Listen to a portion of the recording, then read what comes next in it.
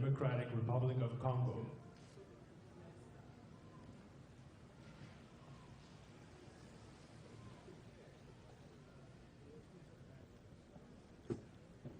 His Excellency Joseph Kabila Kabange, President of the Democratic Republic of the Congo.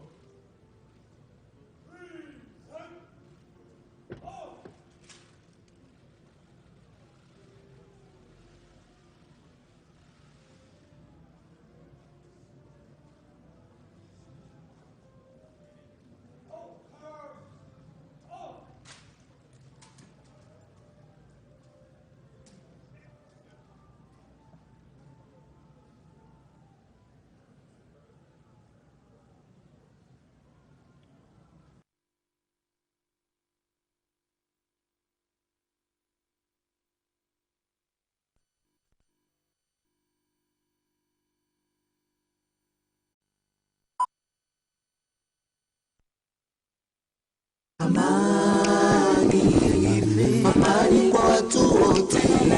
Amani, amani popote.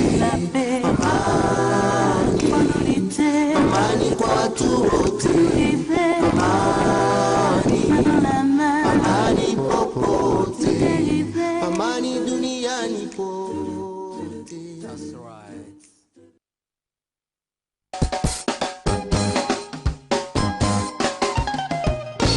Mieux vaut tard que jamais, dit-on. Comme Ezali correction, Serge Kayembe. Ndamone, Ndamone, Patrick Mbo. Ndamone, Ndamone, Smith Zao. Didi Kongo, Kumukana Kena. Mishubu Tela. Didi Kongo, Kumukana Kena. Wakumukana Kena, Katubakila di Kongo Deku. Et Chine de fer. Kodia kudi sola ngamwana dumbe. Namone, namone, Touré. Namone, oh namone. Mwana kudi dika, wakubuka nagena. Yeah. Saga Flash Bosco. Kamandali na Ser. Namone, namone. Namone, oh namone. Christian Chomba. Wana kudidi Kongo, Eric Muleba, Shipe Kabesa. Kudidi Kongo, Mubakila di Kongo Diabu. Basco Mayala, Isolanga Mwana Dumbe. Jojo, Club 73 à Bruxelles. Missa Moulongo.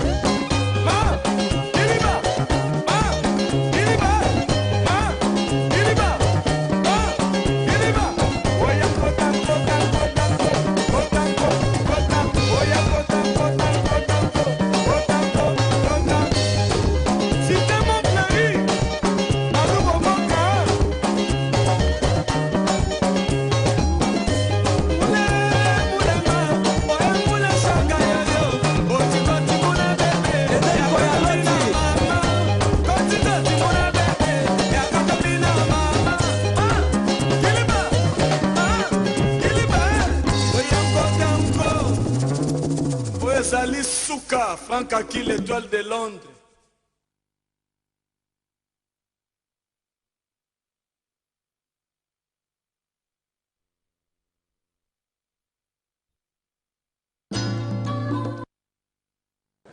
Gloire au Seigneur, gloire à Jésus.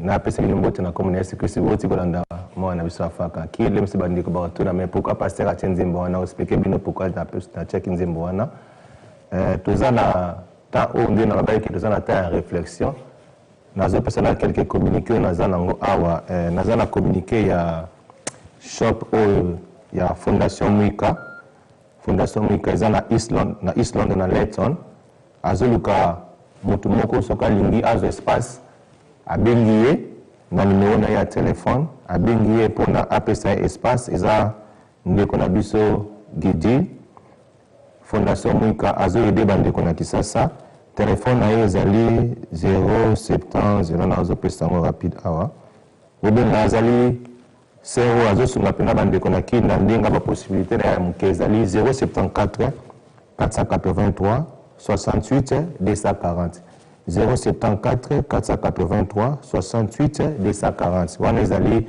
Fondation Mwika na Leytonstone azana besoin ya mutu soki azana besoin ya cause espace ya shop azana shop na yo ateka bilamba akokende pa na ye apesi espace parce que asisaka na ye 16h akokipe bana alors azama malamu nzambe vraiment bateli sika ezali na otola image na dernièrement awa auta ekotinda biloko na bekol na Kisasa donc azo contribuer asombi ba tableau na propre moyen na ye asombi pena baba na école na la sango ndenge nzambe azo pesa biso ba opportunité et puis asungi na pesi mbote pa ya Claude Baka Lubata na contribution na ye mobali ya mama Fifi nzambe a pambola ye alors ndé na lobi toza na terre réflexion état que ba congolais ndé na lobi ke alors la bosse pe toza na veille à église Mangembo le 31 décembre awa veille de prière na bango et banda de 17h jusqu'à lobby église Mangembo église vraiment un message à bien ezopesama bandeko ke na veille wana nzambe akoyeba ko kanisa bino.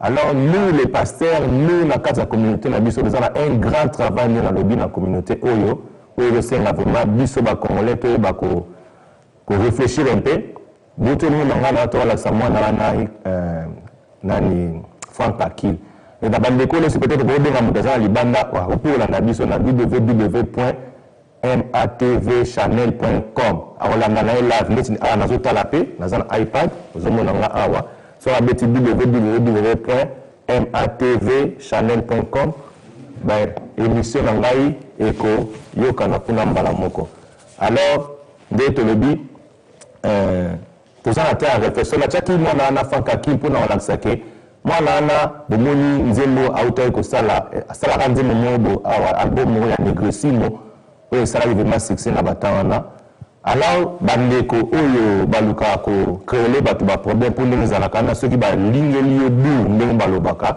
ba lapisi loko moko donc soki za makasi to okima alors mwana na lokola bana kanga basuki na ya rasta bomona kina basuki ya rasta akanga basuki na ya rasta alors bana kaza étranger alors c'était congolais asala album sala qui succès na Londres bakoma ko benga étoile de Londres alors comme on a étoile de Londres c'est que bato balingela bato boule wana balingela ki boule pour ba baby sa réputation à mwana bato et puis ngana zolo ba makambo eza ya solo parce que bataki même photo na ye na bazota musango eza na garçon mo na yebi asala na internet garçon wana aloba pena na émission na internet na la photo na l'accès bo moni photo moto a robomela ngai aoza 50,000 livres alors moi nisala ka ba vertige ma beleti akimaka na Londres donc ça donc ndina zolo ba kezaki jalousie moko yaki entre succès ya mwana oyo abana ko sala na musique abetaki na Londres et pourtant ba tumsubi ba beta na Londres awa pe belé basala kala bango pe succès mais succès ya mwana na comment otondisa ba salle vraiment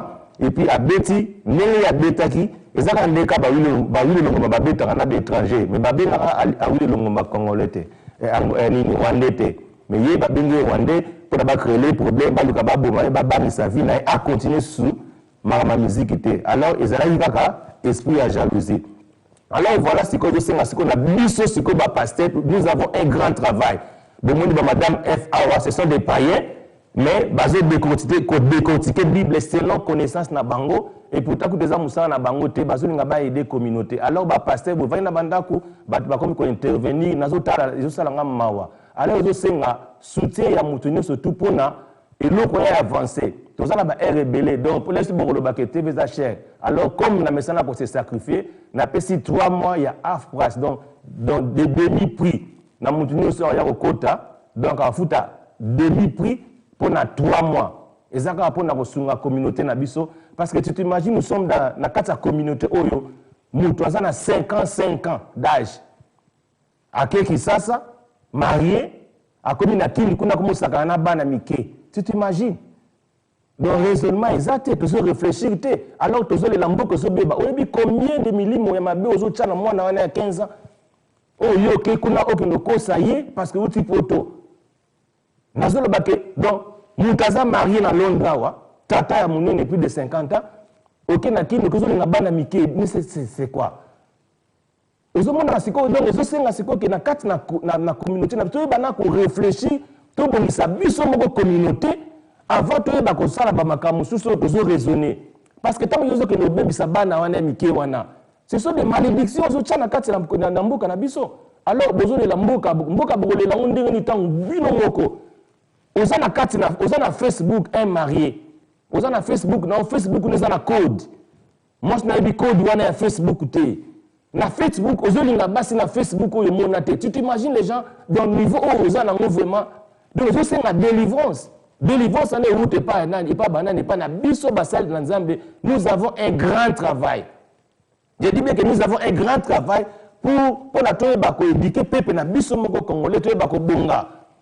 Batu bakomi ko yango zo mona siko ke ba nazo senga na ba vrai pasteur parce que ba faux bazali ebele yango moni bazo kima un vrai pasteur